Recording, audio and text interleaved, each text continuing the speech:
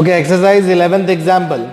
A polythene piece rubbed with wool is found to have negative charge of 3.2 into 10 raised to minus 7 coulomb. Estimate the number of electron transferred. And second, is there a transfer of mass from wool to polythene? चलिए, तो यहाँ पर हमें पता है कि जो transfer of electron है वो 3.2 इंटू 10 रेज़ टू 7 कूलम दिया है। आपको एक बात बहुत अच्छी तरह से पता है, वूल और पॉलीथीन दोनों के बीच में रबिंग करने से wool will be positively charge and polythene will be negatively charge.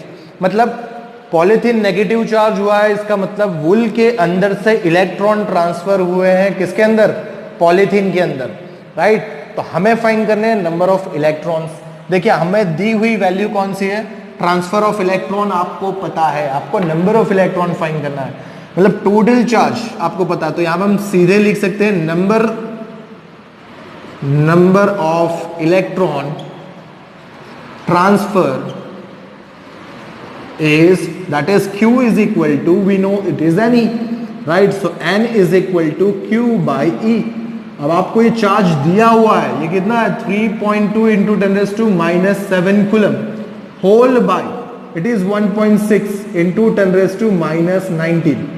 तब आप इसे कैलकुलेट कर लीजिए, क्या हो जाएगा? It is 2 into 10 raise to 12। This is 2 into 10 raise to 12। ये आपको मिल जाएगा नंबर ऑफ इलेक्ट्रॉन्स।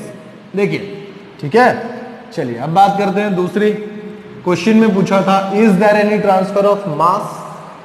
तो yes, obviously when electron is transfer from wool to polythene, जब इलेक्ट्रॉन पॉलीथीन वूल में से पॉलीथीन में जाता है तो electron is a particle, right, which contain a mass. तो ऑब्वियसली मास का ट्रांसफर भी हो रहा है, ठीक है। तो यहां पे आंसर लिखेंगे यस, राइट।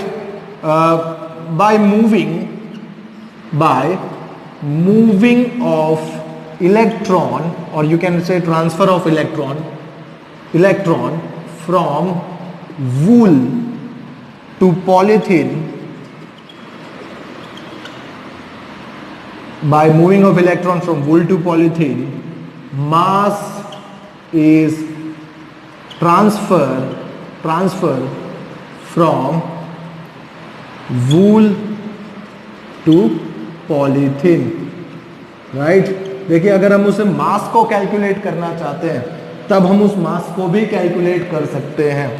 देखिए नंबर ऑफ इलेक्ट्रॉन्स कितने ट्रांसफर हुए हैं? इतने। एक इलेक्ट्रॉन का मास आपको पता है, आप इस नंबर ऑफ इलेक्ट्रॉन के साथ एक इलेक्ट्रॉन का मास मल्टीप्लाई कर दीजिए, आपको टोटल मास मिल जाएगा। मतलब यहां पे हम क्या लिखेंगे? That is mass m is equal to, this is n into e। Number of electrons कितने हैं? इट इज दिस, e नहीं लिखेंगे, m ही लिखेंगे, mass of electron, right. So this is n कितने हैं हमारे पास?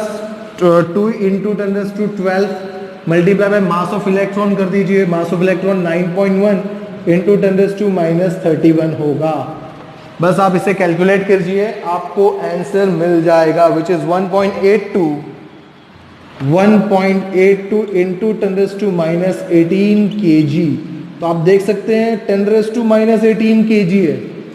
This mass is very negligible because mass of electron वैसे भी कम होता है। इस वजह से आप इलेक्ट्रॉन्स, इतने सारे इलेक्ट्रॉन्स ट्रांसफर करने के बाद भी उनका मास बहुत ही निग्लिजिबल होता है, ठीक है।